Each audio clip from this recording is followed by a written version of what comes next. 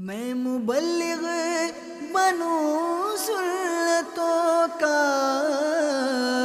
خوب چرچا کروں سنتوں کا، ہو کرم بہر خاک مدینہ۔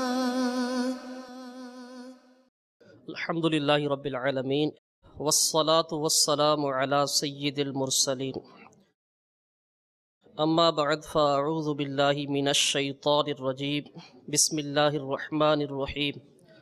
الصلاة والسلام علیک یا رسول اللہ وعلی آلک واصحابک یا حبیب اللہ۔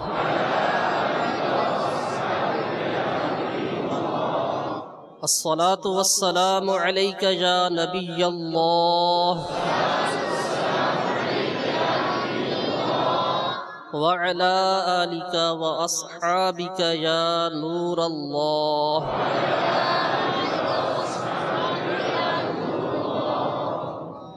نویت سنت الاعتکاف۔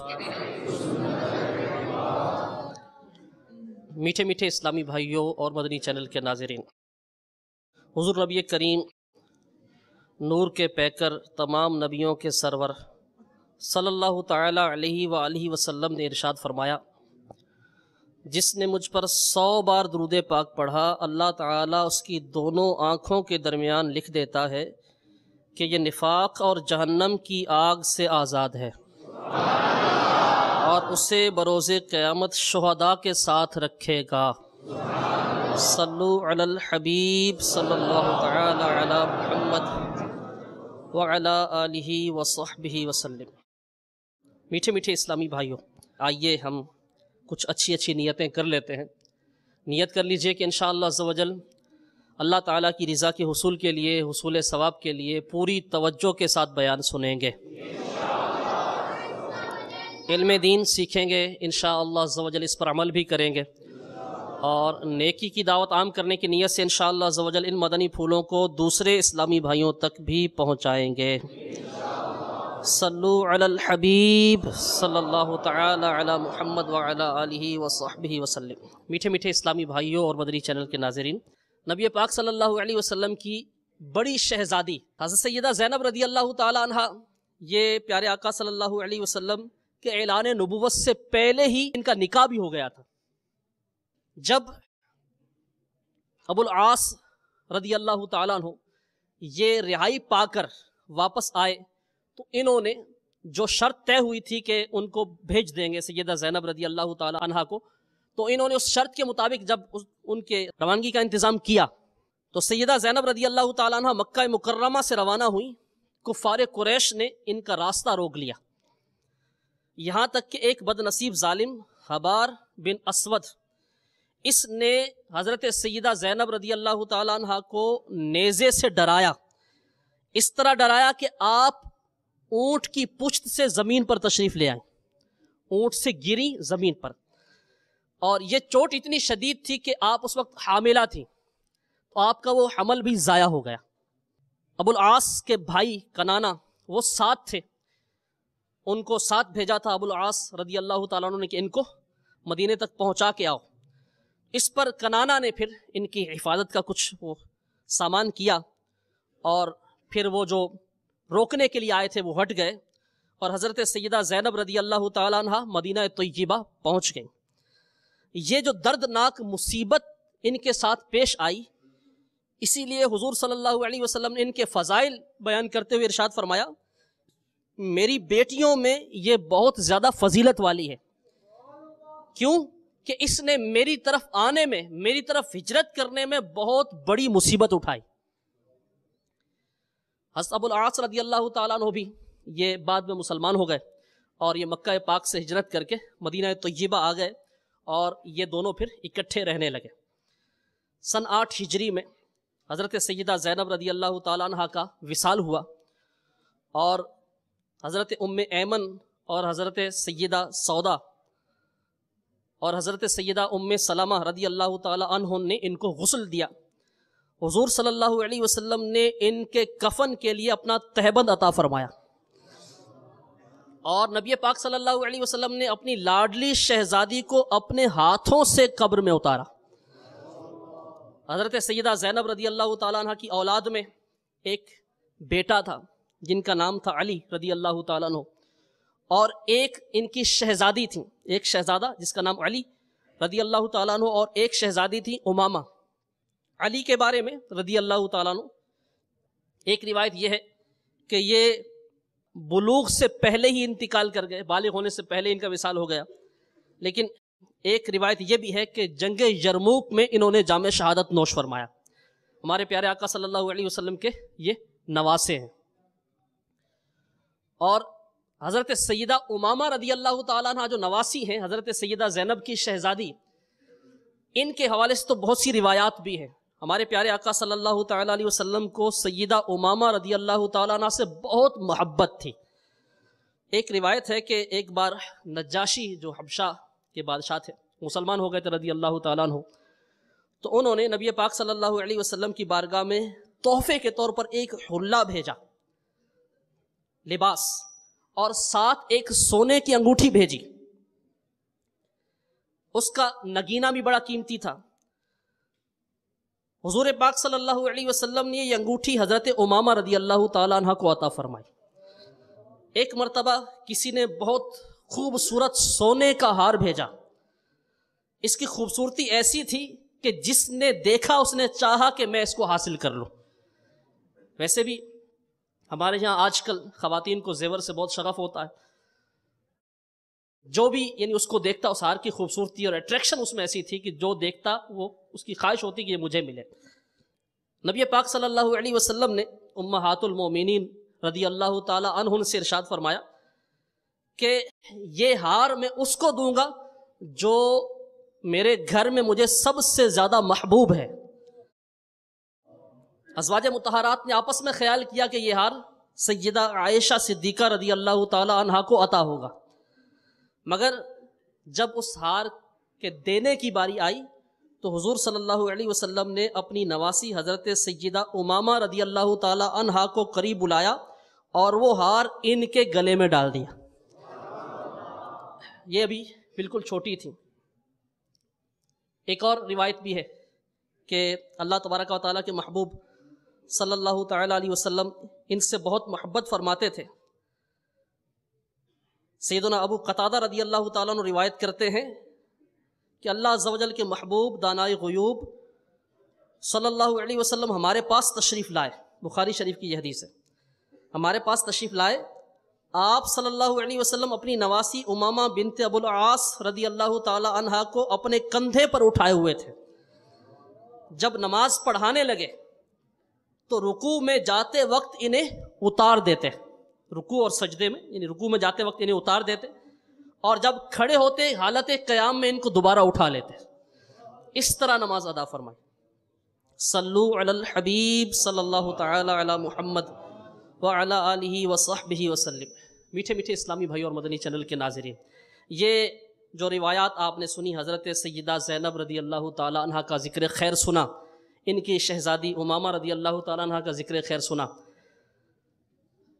اب غور کیجئے کہ اللہ تبارک و تعالیٰ کے محبوب دانائے غیوب صلی اللہ علیہ وسلم کو اپنی شہزادی سے، اپنی نواسی سے کیسا پیار تھا، اور یہ ایک بیٹی کے ساتھ محبت کیسی ہونی چاہیے، اس کا عملی نمونہ پیارے آقا علیہ الصلوۃ والسلام نے ہمیں عطا فرما دیا۔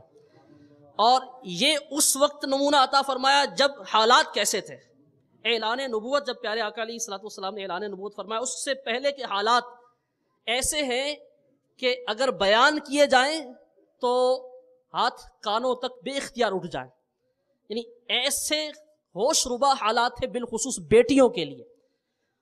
جب کسی کے ہاں بیٹی کی ولادت ہوتی تو وہ پریشان ہو جاتا، اس کی پریشانی ایسی تھی کہ ہر دیکھنے والا پہچان لیتا کہ یہ پریشان ہے۔ بیٹی کی ولادت پر لوگ اتنے پریشان ہوتے۔ اللہ تبارک و تعالیٰ نے اس کا ذکر قرآن پاک میں فرمایا، چنانچہ یہ 14ویں پارے میں سورہ نحل کی آیت نمبر 58 اور 59،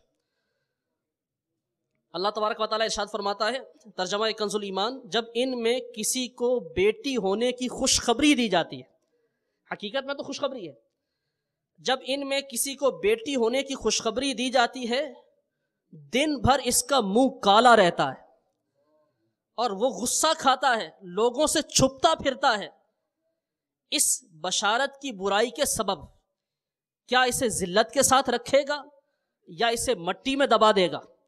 ارے بہت ہی برا حکم لگاتے ہیں۔ یہ اس وقت کے حالات اللہ تبارک و تعالیٰ بیان فرما رہا ہے جب پیارے آقا علیہ الصلوۃ والسلام نے اعلان نبوت فرمایا۔ اس سے پہلے کے زمانہ جاہلیت میں کیا تھا کہ بیٹی پیدا ہوتی تو منہ کالا پڑ جاتا، پریشان ہو جاتے اور لوگوں سے چھپتے، یعنی اس کو باعث شرم محسوس کیا جاتا کہ بیٹی پیدا ہوئی ہے۔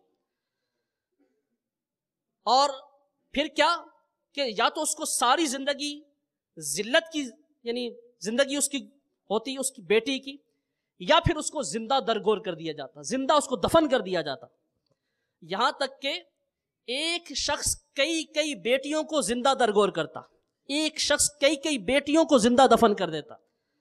امیر المومنین سیدنا فاروق اعظم رضی اللہ تعالیٰ عنہ فرماتے ہیں کہ حضرت سیدنا قیس بن عاصم رضی اللہ تعالیٰ عنہ ایک بار نبی پاک صلی اللہ علیہ وسلم کی بارگاہ میں حاضر ہوئے تو جو زمانہ جاہلیت میں انہوں نے اپنی بیٹیوں کو دفن کیا تھا، اس حوالے سے شرمسار ہوتے ہوئے، شرمندگی کا اظہار کرتے ہوئے عرض کی، میں نے زمانہ جاہلیت میں 8 بیٹیوں کو زندہ دفن کیا۔ یہ عرض پیش کی اور مدعا یہ تھا کہ کیا میرا یہ گناہ معاف ہو جائے گا؟ تو آپ صلی اللہ علیہ وسلم نے ارشاد فرمایا، معاف تو اسلام لانے کے ساتھ ہی ہو چکا ہے، ہر زندہ درگور کی گئی بیٹی کے بدلے تم ایک غلام آزاد کر دو۔ عرض کی میرے پاس اونٹ بہت ہیں، ارشاد فرمایا تو پھر ہر بیٹی کے بدلے ایک جانور صدقہ کرو۔ میٹھے میٹھے اسلامی بھائی غور فرمائیے، بیٹی، اپنی بیٹی، آج جو اولاد والے ہیں ان کو اس کا احساس ہوگا کہ اگر بیٹا یا بیٹی اس کے پاؤں میں کانٹا بھی چبھ جائے تو کیسی تکلیف ہوتی ہے۔ بیٹا بیٹی بیمار ہو، جسم کے کسی حصے میں درد ہے، روئے جا رہے ہیں، ماں باپ کو بھی نیند نہیں آتی، تھوڑی دیر کے لیے آنکھوں سے اوجھل ہو جائے، بے چین ہو جاتے ہیں۔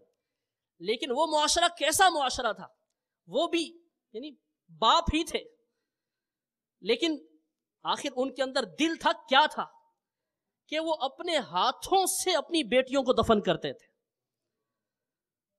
اور ایک ایک نہیں کئی بیٹیوں کو دفن کیا گیا۔ غور کیجئے کہ اس وقت معاشرے کی پستی کا عالم کیا تھا اور بیٹیوں کے ساتھ کیا سلوک کیا جاتا تھا۔ اب ایسے وقت میں جب ہمارے پیارے آقا صلی اللہ علیہ وسلم اس دنیا میں تشریف لائے، پھر آپ نے اعلان نبوت فرمایا، اظہار نبوت فرمایا، تو آپ نے عملی طور پر کیسی تربیت دی اپنے غلاموں کو؟ عملی طور پر، زبانی طور پر آپ نے کیسی تربیت دی کہ سبحان اللہ عز و جل، وہی جو بیٹیوں کی پیدائش پر پریشان رہتے تھے، چھپتے پھرتے تھے، اب بیٹیوں کی پیدائش پر خوشی منانے والے بن گئے۔ کیسا زبردست انقلاب برپا ہو گیا۔ ایک ایمان افروز واقعہ سنیے۔ سیدہ عائشہ صدیقہ رضی اللہ تعالیٰ عنہ فرماتی ہے، میرے پاس، یعنی کیسا انقلاب آیا اس کی ایک جھلک۔ سیدتنا عائشہ صدیقہ رضی اللہ تعالیٰ عنہ فرماتی ہے، میرے پاس ایک مسکین عورت آئی، یعنی غریب عورت، مسکین عورت آئی جس کے ساتھ اس کی 2 بیٹیاں بھی تھیں۔ میں نے اسے 3 کھجوریں دیں، 2 بیٹیاں تھیں، ایک ان کی ماں، 3، تو 3 کھجوریں ان کو دیں۔ اس نے دونوں کو ایک ایک کھجور کھلا دی، پھر جس کھجور کو وہ خود کھانا چاہتی تھی اس کے بھی 2 ٹکڑے کیے اور آدھی آدھی وہ بھی دونوں کو کھلا دی۔ آپ فرماتی ہیں مجھے اس واقعے سے بہت تعجب ہوا، حیرت ہوئی کہ اس نے خود نہیں کھایا، وہ بھی آدھی آدھی کھلا دی۔ میں نے نبی مکرم نور مجسم رسول اکرم صلی اللہ علیہ وسلم کی بارگاہ میں اس عورت کے ایثار کا واقعہ ذکر کیا۔ آپ صلی اللہ علیہ وسلم نے ارشاد فرمایا، اللہ تعالیٰ نے اس کی وجہ سے، یہ جو اس نے ایثار کیا ایک کھجور کا، اللہ تعالیٰ نے اس ایثار کی وجہ سے اس عورت کے لیے جنت کو واجب فرما دیا۔ سبحان اللہ عز و جل، کیسا انقلاب برپا ہو گیا۔ میٹھے میٹھے اسلامی بھائیوں، اس وقت بھی، زمانہ جاہلیت میں بھی، بعض سلیم الفطرت اشخاص ایسے تھے کہ جو اس کبھی عمل کے خلاف کوشش کر رہے تھے، جیسا کہ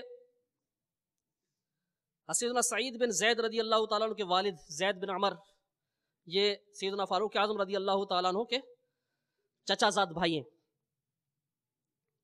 ان کا یہ معمول تھا جب ان کو پتا چلتا کہ کہیں بیٹی کی ولادت ہوئی ہے تو یہ وہاں پہنچ جاتے اور وہاں جا کر اس کے والد سے مل کر، اس کے بڑوں سے مل کر اگر وہ اس کو دفن کرنے کا ارادہ کرتے تو یہ ان کو منع کرتے، اور اگر پھر بھی وہ یعنی اس ارادے سے باز نہ آتے تو یہ ان کو مال کا لالچ دے کر ان کو اس سے روکتے کہ اس کو دفن نہ کرو. مشہور شاعر تھے زمانہ جاہلیت کے، ان کے دادا سعد بن ناجیہ رضی اللہ تعالیٰ عنہ، یہ بعد میں ایمان لے آئے. ان کے حوالے سے علامہ علوسی رحمۃ اللہ تعالیٰ علیہ نے طبرانی کے حوالے سے لکھا ہے ان کے بارے میں کہ انہوں نے بارگاہ رسالت میں عرض کی، یا رسول اللہ صلی اللہ علیہ وسلم، میں نے زمانہ جاہلیت میں یعنی ایمان لانے سے پہلے، پیارے آقا علیہ الصلوۃ والسلام کی اظہار نبوت سے پہلے، میں نے جو عمل کیا ان کا تذکرہ کر رہے ہیں. 360 بچیوں کو زندہ درگور ہونے سے میں نے بچایا. ہر ایک عوض میں نے کچھ نہ کچھ اس کے ماں باپ کو دیا، اونٹنیاں دیں، اونٹ دیے، گائیں دیں، تاکہ وہ ان کو دفن نہ کریں. کیا مجھے اس عمل کا کوئی اجر ملے گا؟ یہ اظہار نبوت، پیارے آقا علیہ الصلوۃ والسلام کے اظہار نبوت سے پہلے کا واقعہ، یعنی آپ نے اس کے بعد ایمان لائے. تو سرکار دو عالم صلی اللہ علیہ وسلم نے جب یہ سنا تو ارشاد فرمایا، اس عمل کا اجر تو تجھے مل گیا، اللہ تعالیٰ نے تجھے اسلام لانے کی توفیق مرحمت فرمائی، تجھے نعمت ایمان سے سرفراز فرما دیا. تو یہ جو بچیوں کو بچانے کا عمل تھا اس کا اجر یوں ملا کہ تجھے دولت ایمان نصیب ہو گئی، اور اس سے بڑھ کے کون سی دولت ہو سکتی ہے؟ شرف صحابیت مل گیا. میٹھے میٹھے اسلامی بھائیوں، آپ نے سماعت فرمایا کہ اس معاشرے میں بچیوں کے حوالے سے کیسی عجیب و غریب قسم کی سوچ تھی، اور کن حالات میں ہمارے پیارے آقا علیہ الصلوۃ والسلام تشریف فرما ہوئے، اور بالخصوص اس بارے میں کیسا انقلاب آ گیا کہ وہی جو بچیوں کی پیدائش پر پریشان ہونے والے تھے، اب وہ اللہ عز و جل کے کرم سے، اس کے پیارے حبیب علیہ الصلوۃ والسلام کے فیضان سے بچی کی آمد پر خوشیاں منانے والے بن گئے. نبی پاک صلی اللہ تعالیٰ علیہ وسلم نے بچی کی پرورش کے حوالے سے بہت سے مدنی پھول عطا فرمائے ہیں.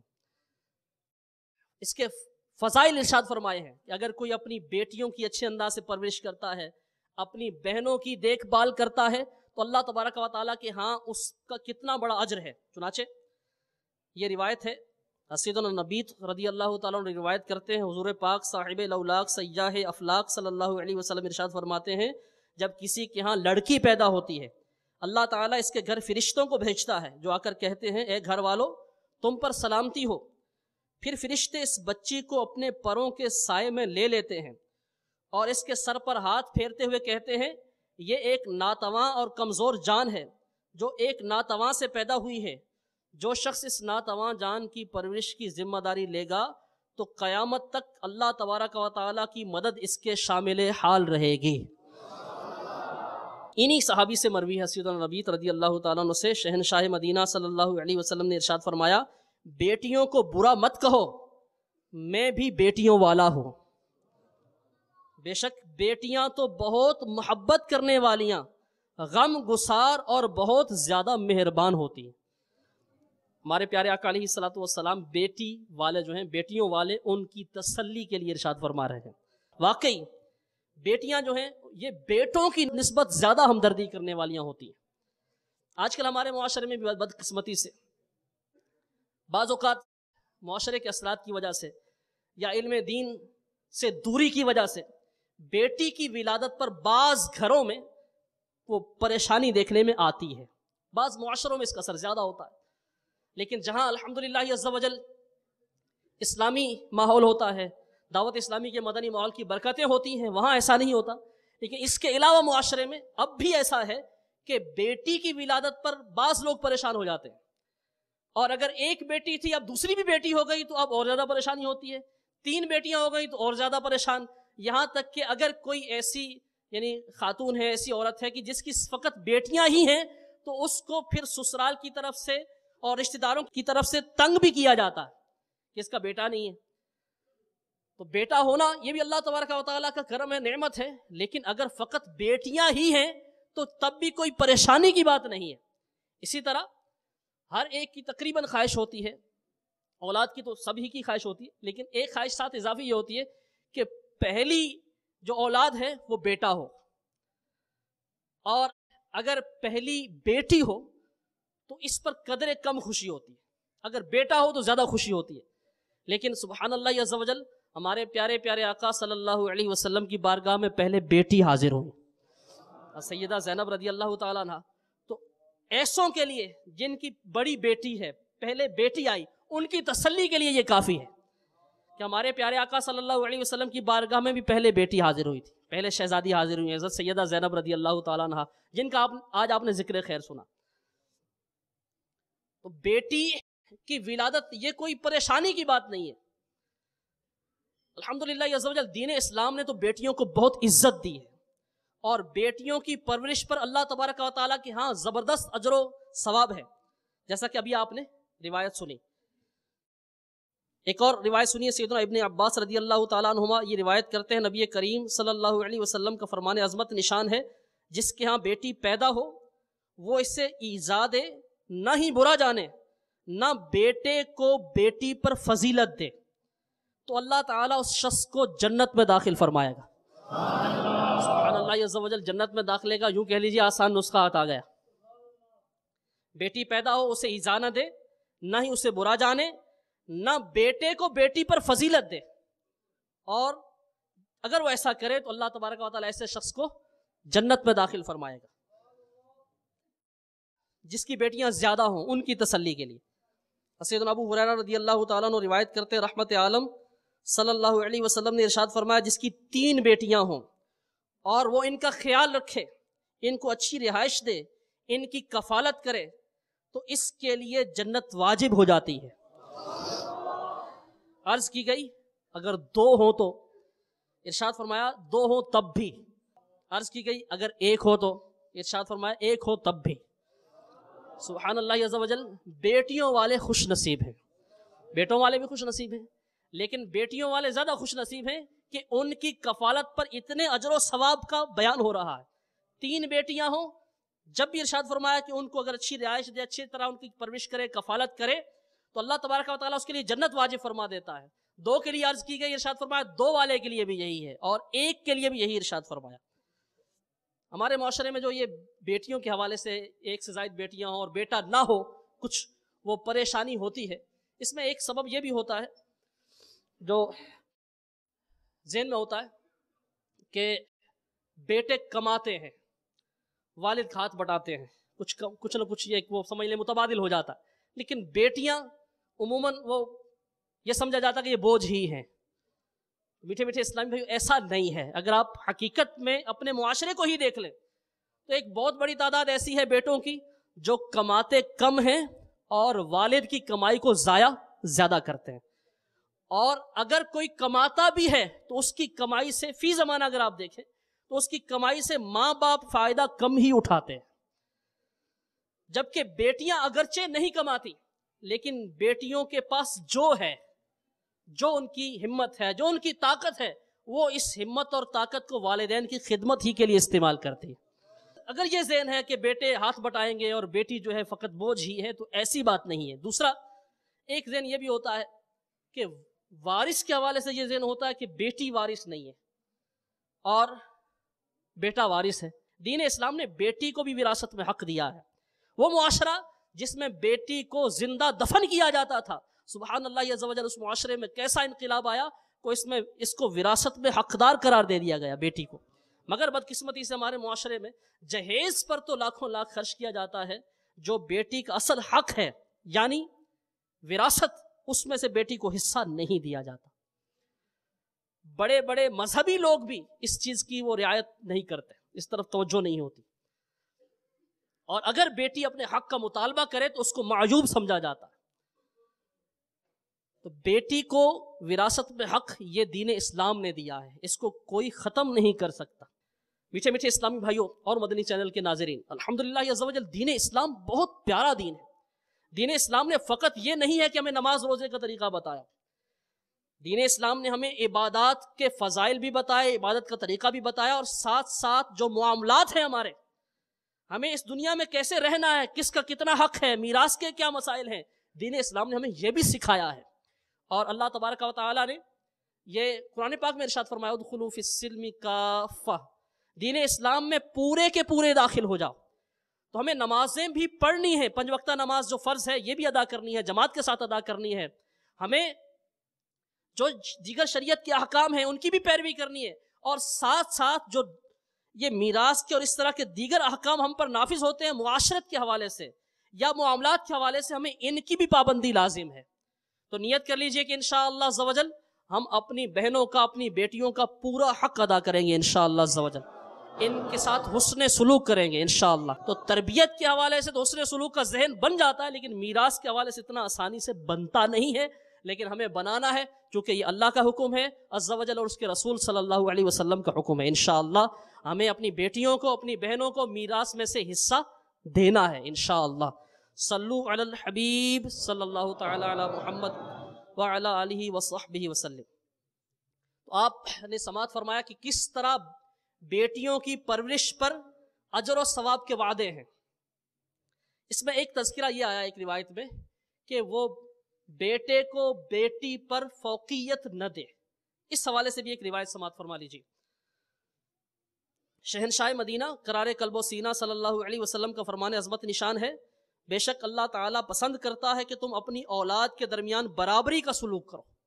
ایک اور روایت سماعت فرمائیے، سیدنا انس رضی اللہ تعالیٰ عنہ سے مروی ہے، ایک شخص تاجدار رسالت صلی اللہ علیہ وسلم کے ساتھ بیٹھا ہوا تھا، آپ کی بارگاہ میں حاضر تھا، اتنے میں اس کا بچہ آ گیا۔ اس شخص نے اپنے بیٹے کو بوسہ دیا، اپنی ران پہ بٹھا لیا، گود میں بٹھا لیا۔ اسی دوران اس کی بچی بھی آ گئی، اس نے اسے اپنے سامنے بٹھا لیا، یعنی نہ اس کا بوسہ لیا نہ اپنی گود میں بٹھایا۔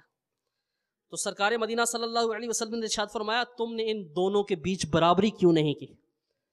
اس کو بوسہ دیا، اس کو گود میں بٹھایا، اس کو سامنے بٹھایا، برابری کیوں نہیں کی؟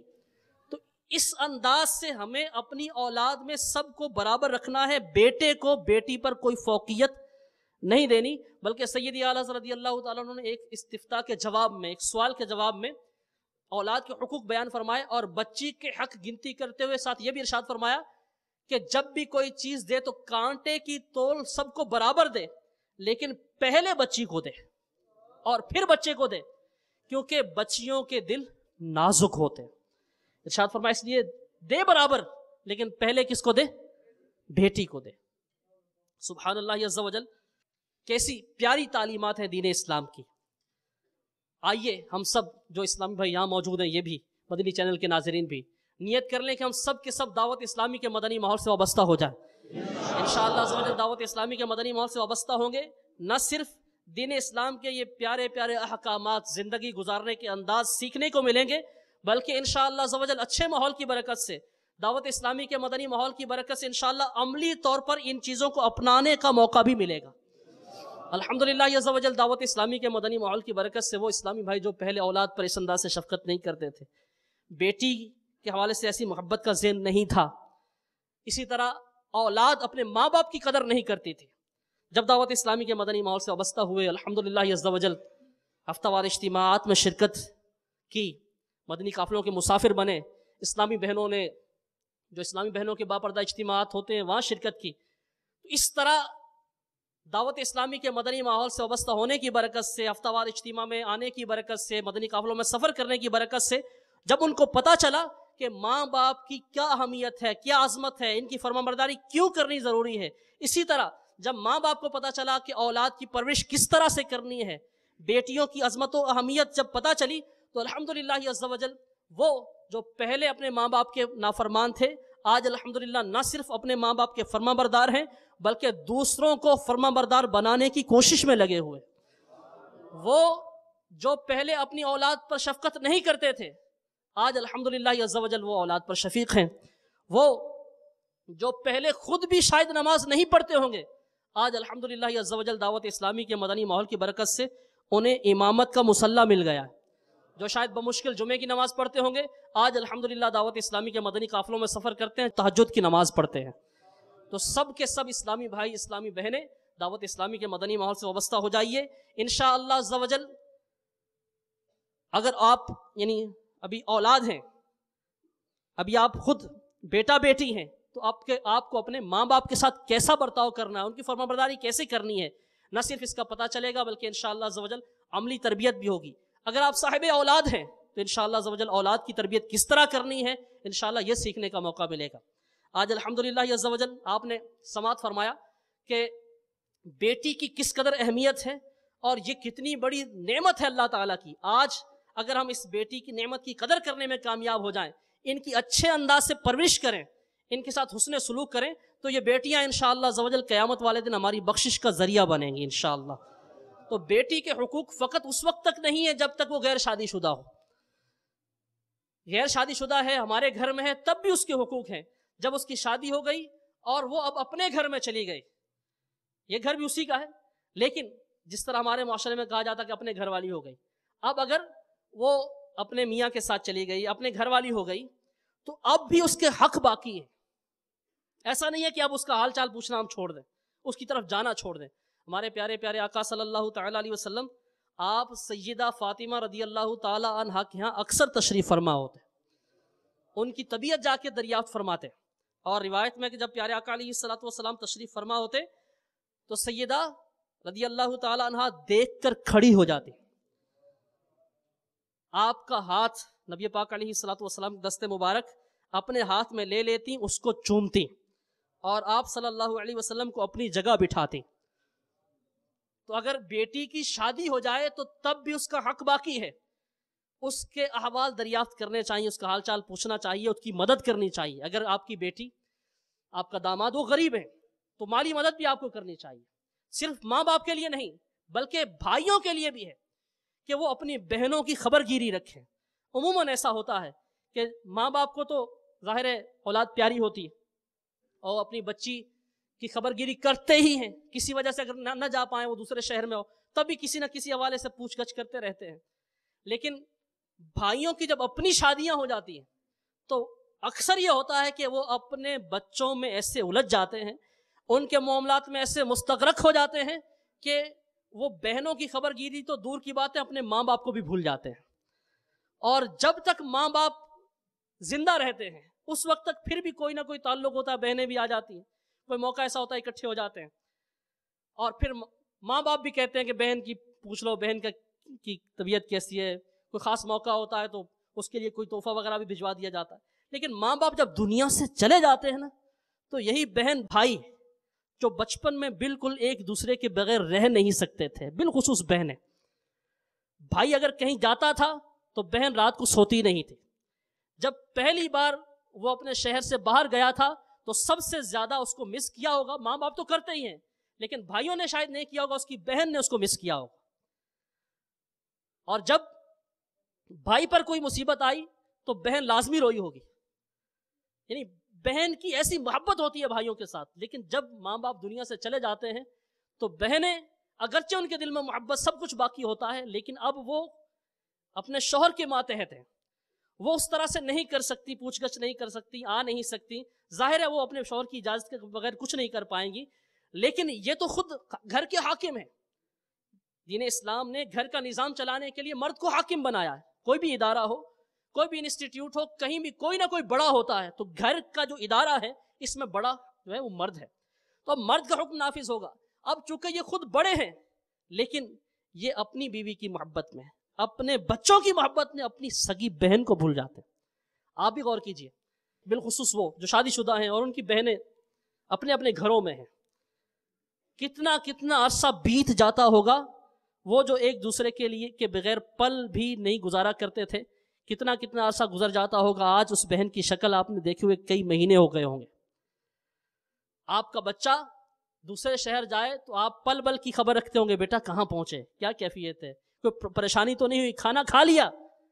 آپ کا بچہ پردیس میں ہے، دوسرے ملک میں ہے، آپ مہنگی کال ہونے کے باوجود رابطہ اس سے رکھتے ہیں، وہ جس حال میں بھی رہے آپ کا وہ آپ کو قرار نہیں آتا. وہ کہتا کہ میں بالکل ٹھیک ہوں, کھاتا بھی ہوں, کوئی پرابلم نہیں ہے, لیکن پھر بھی آپ کو چین نہیں آتا. آپ سوچتے ہیں کہ یہاں تو تھا تو یہ تھا, یہاں تھا وہ ٹھنڈا کھانا نہیں کھاتا تھا, یہاں رات کو سوتا تھا بستر اس کے اتر جاتا تھا, ایسی کیفیت تھی. اب وہاں پتہ نہیں کس حال میں ہوگا. وہ کہتا ہے کہ میں بالکل ٹھیک ہوں, لیکن ہمیں چین نہیں آتا کہ وہ کیسا ہوگا.